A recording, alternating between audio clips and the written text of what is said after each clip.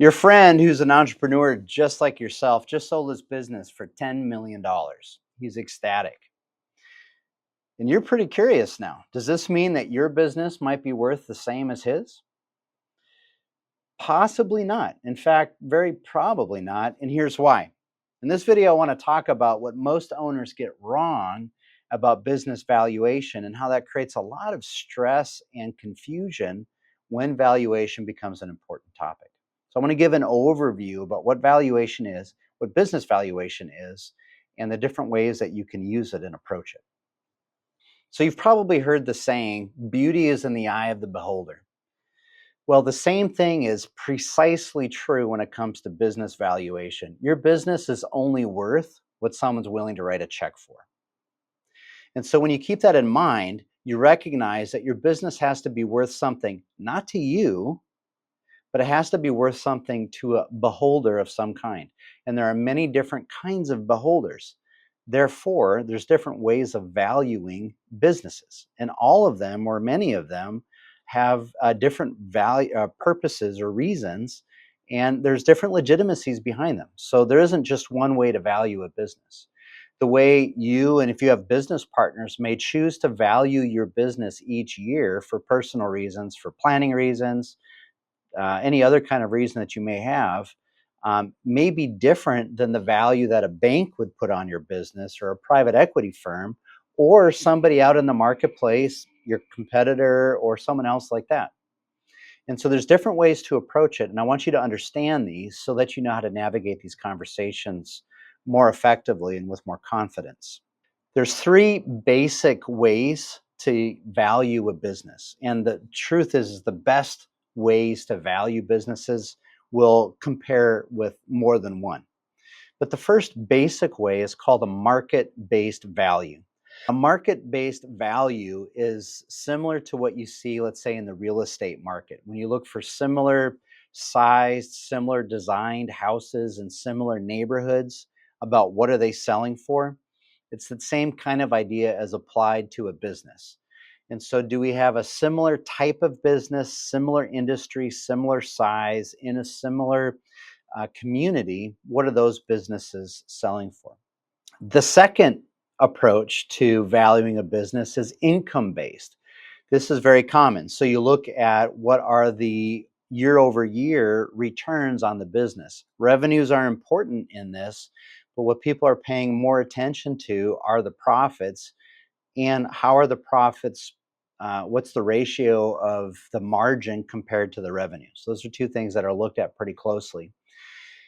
Now, this isn't the only factor that you want to look at when it comes to valuing a business, but it is a very common one. Sometimes you get valuations done by some CPAs, not all, and or even some business brokers, but not all, and they'll primarily look at a combination of what market comps are out there, or market comparisons, or they'll just look at your books and say, well, you made this amount last year, you made this amount 2 years ago, you're making this amount this year, and so we're going to average those together and then combine that with something that we mysteriously call a multiple. And they'll pick a multiple that's common in your industry, and they'll say, all right, so you profited about $1 million a year, and we'll take the 3 multiple, which may be common in your industry, and say your business is worth $3 million. Now, that may or may not accurately reflect what a buyer might think, but it's a useful sort of a shorthand way to come up with a sense of value for your business. And it's not entirely inaccurate either. And the last way of looking at value, which is also pretty common, is simply to look at your assets of your business. What do you own? And subtract your liabilities. What do you owe? And so if you have $10 million worth of assets in your business, but you owe $3 million on that, the value would be $7 million. And this is an asset-based valuation of the company. Now, you can throw in things like intellectual property and things that values that have a little bit of a squishier element to them, but that's another way of looking at valuation of a business that's also common and legitimate. In fact, up until the 1970s, that was the most common way to value a business. And it wasn't until afterwards that people started looking at market comparisons or looking at some of these other components that add value to a business. So those three, as a review again, are market comparisons, looking at income, and then looking at the difference between your assets and your liabilities. Now, I want to identify some misconceptions that are pretty common for owners when it comes to value of their business. The first one is the idea that my business is worth whatever my friend's business was worth. In my profession, we call that the golf club or the fishing buddy valuation, and it's it's probably one of the most common valuation methods that are used out there. Someone's running a an auto mechanic shop, and someone else is running a landscaping business, and they both do about $5 million in revenue a year. There's a strong tendency to not really recognize these are different businesses and see the landscaper just sold their business for $3 million, and for the auto mechanic to think, I think I run my team better than that. I think I run a tighter operation. Mine's worth at least 3 million, if not more. That's an apples to oranges comparison, and it just doesn't hold up. So that's a very powerful misconception that you want to disabuse yourself of, because you'll feel pretty disappointed when you actually have it valued by someone who understands how to do this, and particularly by a potential buyer. The other thing that many owners believe is that value is fixed. Like, if I do enough analysis on this or I talk to the right valuation expert, they'll come back with the precise number that my business is worth. And there is no number like that. It doesn't exist. There's always a range of value. Like, your business is probably not worth less than this, but it's unlikely it'll be worth more than that. And the reason for that is there's always going to be some buyers that will look at, well, I could start that business myself. Like, what you're offering isn't anything particularly unique. So I'm really looking at saving myself the time and the effort of starting my own version of you, but I don't want to pay a premium for that. Versus a buyer that may say, you know what, you offer something completely unique. And if I combine what you offer with what I offer, I can actually get a synergistic effect that allows me to multiply my customer base. And so that, to me, is worth even more than what a business would typically be worth. So I'm willing to put a lot of money down on that because of that strategic advantage. The first type of buyer would be called a financial buyer. They're purely looking at this from financial terms. 100% legitimate, it's not wrong. The second buyer would be considered a strategic buyer. There's something about the combination of your businesses or what you offer that they're able to strategically leverage to make something greater than what they just bought. And for them, they'll pay a premium oftentimes for that. The third thing that is a misconception for many owners is that their accountant or broker will always provide the final word or the most accurate description of value. And this is not necessarily true. Accountants will often provide a book value or a value based off of what they see in terms of your income, as I mentioned earlier. And then they may look at common multiples that are in your business. And a multiple is just a number that you multiply your profits with. So the most common multiple is an average of like 3.56 or something like that right now. But there's businesses that sell for 10 or 15 or 20 multiples. That's often in the software space. Or you have businesses that sell for 1 or 2 multiples, not very much. 3 plus ish is the average across industries, but that's just sort of a rule of thumb type number. It's not a very accurate number, and it isn't specific to your business. Brokers will often go ahead and do the same thing, but they'll also look at market comparisons, I should say. And so they'll compare how your business or businesses like your business have sold. But if a lot of businesses like yours haven't sold recently in your community, it's really hard to come up with accurate numbers. So they may pull from national numbers, but it's a best guess. All of that to say, they're both developing ways for you to identify potential value in your business, but it may not be the same way that a potential buyer would look at or what they're looking at. And a potential buyer, particularly a sophisticated buyer, is going to be interested in other things besides just market comparisons and what do your books say. And to just describe a little bit of what a buyer is often looking for is they want to understand things like how dependent is this business on the owner to be present to operate? How dependent is this business on key staff or a key vendor? Like if something were to change, a key employee were to go away, does that significantly impact the performance of this business? If that vendor were to stop doing business, would that significantly impact your ability to do business, or could you keep on rolling? How well defined are your systems and your structures or your policies and procedures? If you're looking at buying a business, you want to kind of get the cookbook that goes with the business that helps you understand here's how the whole business runs. It's not that good or that useful to most buyers if it's all in the owner's heads, if they just understand how it works because they're not buying your brain and something could happen to you. And so, what they want to know, so that will devalue the business if those things are all locked up in your head and they're not written down somewhere.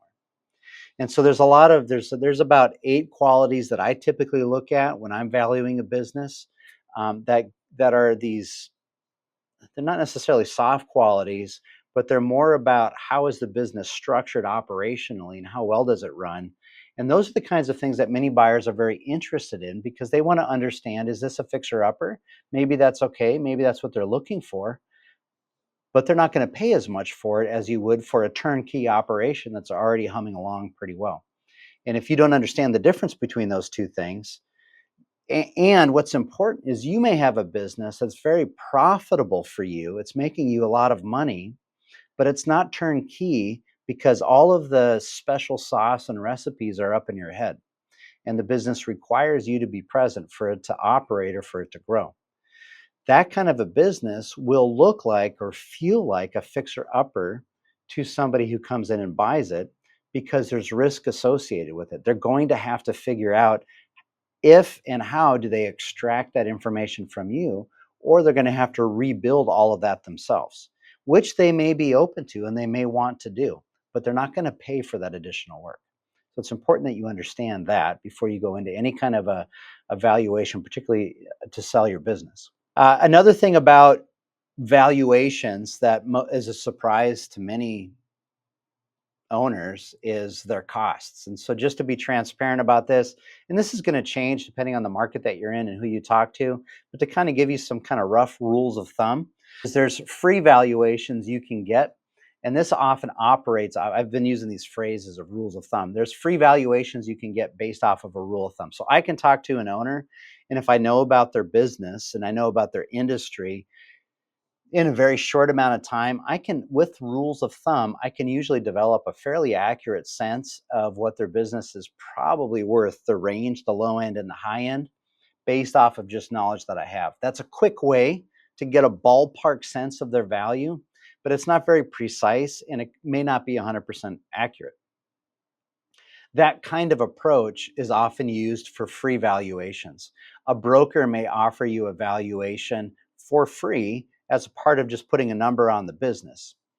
A banker may do the same thing when they're just trying to understand the insurance coverage that they feel like you should have or something like that. But those valuations are often quick enough to satisfy the purposes or the needs of the professional or advisor that you're talking to. They aren't necessarily very nuanced or sophisticated or necessarily accurate valuations. They have value. You just have to understand that that value has some limitations connected to it. So those are the free valuations that you can sometimes get. Then you have valuations that are called uncertified valuations. These valuations tend to go through a formal process and they look at formal aspect, or they formally look at a structured look at aspects of your company, and they often will make market comparisons as well. And they'll also look at some of the financial performance of the company. So they'll look at various operational, financial, and market aspects of your company and develop a valuation for you based off of that. These are the kinds of valuations that I offer oftentimes for my clients. They take a little bit more time, a little bit more expertise, a little bit more effort to put together. They're uncertified though, and so that a bank may not accept them, or an SBA loan bank may not accept them because they want to see certified valuations. And the primary difference between an uncertified and a certified valuation is that in an uncertified valuation, I'm working with received information. So I'm trusting that the information I get from the owner is accurate. Now, if I see something that's obviously not accurate, I'll question that or correct it or adjust it. But I'm not going out and doing appraisals of the equipment, appraisals of the property. I'm not going out and verifying the accuracy of the books and so on. That's what a certified valuation does. Uh, an uncertified valuation will usually cost between $2,000 and $5,000. Could be less, could be more, but that's about what you want to expect for an uncertified valuation. The quality of that valuation is often very accurate and very high, but it's dependent on the quality of the input. And so these are very useful valuations for seller or for owners who may be a seller and they want to understand the value of their business and they're providing you good information. It's not always the valuation that you necessarily want to use if you're about to make a big investment into another business, because it isn't going to validate for sure those numbers, which is what a certified valuation should do. And certified valuations can cost from $5,000 to $15,000, and they can easily go way up above that. If you have a very complex, if you have a very large business, these valuations can even get into the six-figure range, or they can get up pretty high, depending on how involved your business is and what's going on. And these are the kinds of valuations you use if you need significant financing, if you're going to go to court, if you're going to have those kinds of scenarios. And so they can be worth paying for or investing in. But you just have to understand when and why you might want to use those. So there's those three different types of approaches to valuation. You get an increase in certainty of the quality of the input that you're getting. It's just important to understand that. So if you're talking to somebody who's a certified valuator and they're a specialist in this way, and they're saying it's going to cost $20,000 to value your business, and all you really wanted to do was to get a sense of, are we worth what we want to be worth so that we can go to market, or do we want to put more value into it? You may not need to go for that full-blown valuation yet. You can probably go for a lower intensity valuation, an uncertified valuation, and get a ballpark sense, or better than ballpark sense, of what it's probably worth for a lower investment price. Hopefully that helps you, because you've probably received different kinds of senses of what your business is worth over time, and it's important to understand that they're all a little bit different. So just to recap, valuation is complex. There's no one way to do it, and there's no one reason for it, so you have different ways of going about it. You also have different beholders, as I mentioned earlier, and they're going to want to see things from different perspectives. There's also no one value for your business. There's a range of potential values for your business. So understanding what kind of valuation you want, who needs to learn what from this valuation, can help you navigate this process in a way that's far more effective, and it feels far less intrusive when you go through it, because you're being asked a lot of questions that are sometimes new to you. So if you're wondering about your business's value, my encouragement is to get a valuation, and to start out with either a free valuation or an uncertified valuation, to get a ballpark sense of where your business is likely at right now. That valuation probably is pretty accurate if you're talking to somebody that knows what they're doing, or at least it's useful enough to give you a sense of, is my business where I want it to be? Then the important question is to ask, why that number? Where does that number come from?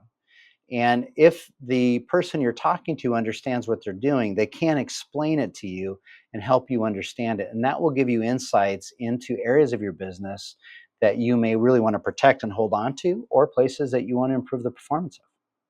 If this was helpful to you, please like or subscribe, and feel free to add comments down below.